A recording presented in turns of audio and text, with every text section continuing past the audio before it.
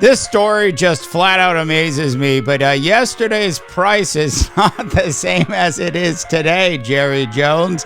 As Tyreek Hill has done it, he scored himself a bit of a contract extension. Basically, he gets 3 years at $90 million, $30 million per year. Now there's a fourth year mixed in on his current contract, so it sort of skews the numbers a bit.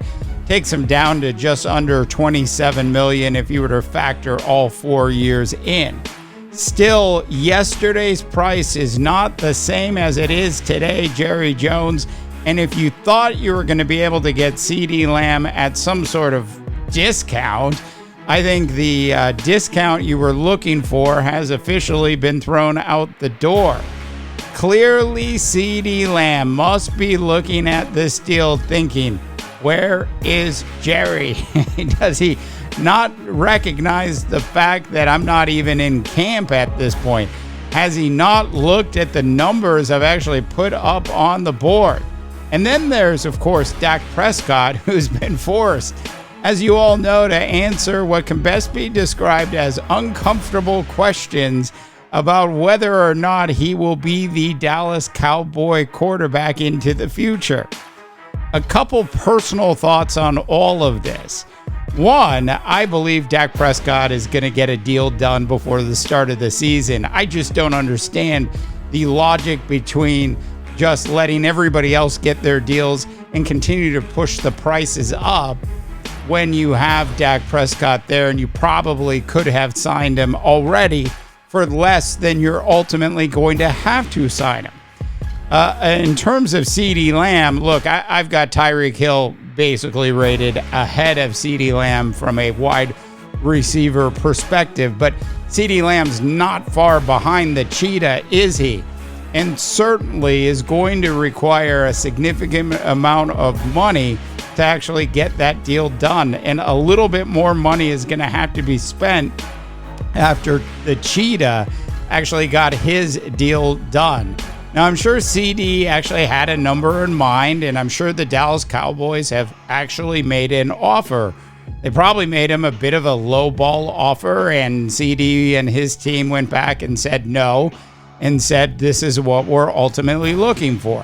Look, as the clock continues to tick on this particular National Football League preseason, which just kicked off on Thursday night, it will be interesting to see how long it takes before the Dallas Cowboys actually get Ceedee Lamb back into training camp. Or will he miss training camp altogether?